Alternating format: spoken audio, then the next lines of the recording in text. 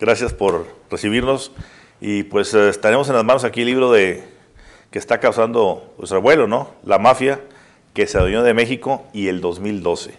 Un libro que pues está en primeros lugares de ventas, por donde quiera se le ve. Yo me toca verlo en aeropuertos, en librerías, en todos lados y la gente con él en la mano. Acabas de pasar el último de tus mítines en el Zócalo que, no sorprendentemente, pero se llenó el Zócalo otra vez, una vez más. Y vimos un discurso tuyo también incluso distinto. Y has anunciado ya tu intención de buscar el 2012. Platícanos un poco más de este libro. ¿Qué te motivó a escribirlo? Mira, Ramón Alberto, primero agradecerte por esta entrevista, felicitarte por lo que has hecho, porque te has abierto camino en un ambiente difícil, adverso. Has puesto por delante los principios y sobre todo el derecho a la libertad, el que podamos hacer valer la libertad, que se escuchen todas las voces y que se pueda criticar al régimen, que se pueda cuestionar a los potentados, a los poderosos. Una máxima del autoritarismo es que no se puede tocar al intocable, ¿no? Y tú has sido irreverente en eso y has cumplido con tu papel de dar información a los ciudadanos. Felicitarte por eso. Escribí este libro porque estamos viviendo tiempos difíciles como pocos en la historia del país, eso lo sabemos, pero al mismo tiempo hay mucha confusión, mucha desorientación.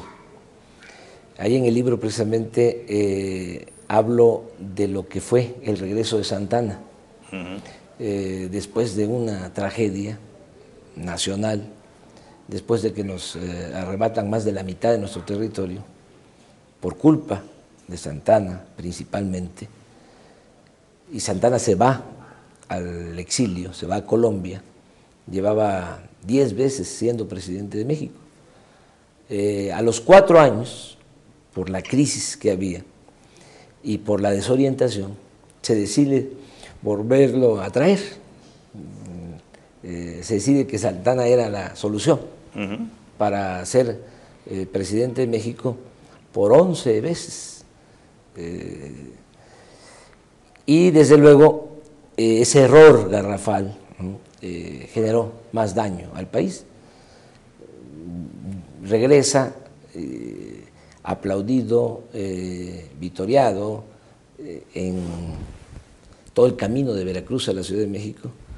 Se le recibe como héroe, venía a salvar al país y profundiza una política dictatorial, vende otra parte del territorio nacional, la Mesilla, en 10 millones de pesos, derrocha todo ese dinero, aplica una política fiscal en la que cobraba impuestos por las ventanas que tenían las casas, hasta por los perros que tenía la gente, inicia una persecución de los liberales, es cuando Juárez, Ocampo, Guillermo Prieto se tienen que ir al extranjero, en fin, toda una catástrofe, ¿no? Y todo esto por la desorientación. Ahora hay algo parecido. Tú lo equiparas, tu último capítulo habla de eso. Porque se está hablando mucho de que la solución sería el regreso del PRI a la presidencia, que para mí sería como el regreso de Santa Anna. No hay necesidad de eso. Si analizamos las cosas, lo que está pasando es culpa de un grupo que domina en el PRI, domina en el PAN. Y entonces por eso escribí este libro, analizando cuál es el origen del problema.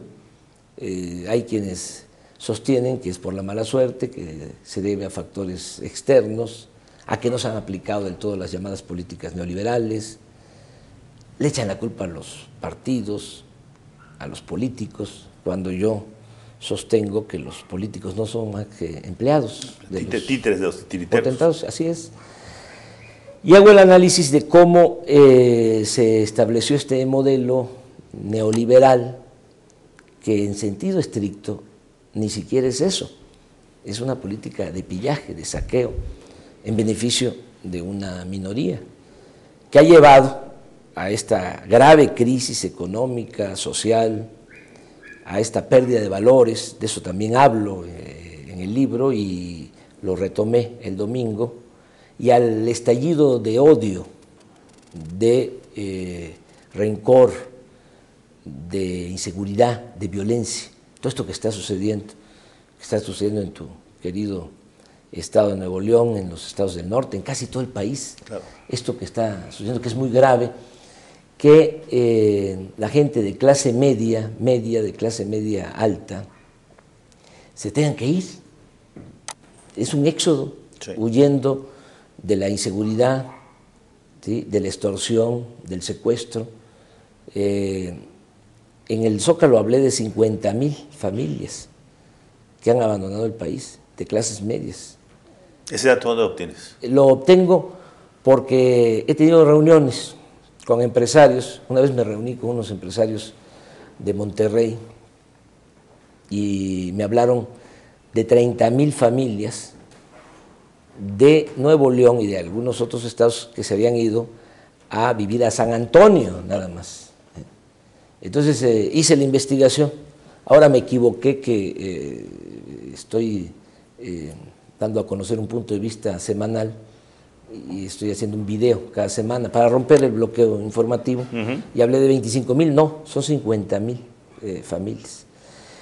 Gente que se está yendo, está poniendo negocios del otro lado de la frontera, está invirtiendo. Esto significa, independientemente de la inseguridad, de la violencia, que hay fuga de capitales, que la inversión se está trasladando a Estados Unidos, cuando necesitamos nosotros la inversión. Claro. En México necesitamos generar los empleos. Al mismo tiempo, por la ley Arizona, por las medidas que están aplicando en Estados Unidos de deportación, de militarizar la frontera, están regresando o no pueden pasar los mexicanos que van en busca de trabajo. Entonces es una situación muy difícil y no se está haciendo absolutamente nada. Se está conteniendo la pobreza y se está alimentando el éxodo de la riqueza. Así es, o sea, una situación realmente muy grave, porque al final no ves que haya salida, no ves que haya una política para enfrentar, claro, en el fondo este problema. Los estadounidenses pues tienen su manera de ver las cosas, sus leyes.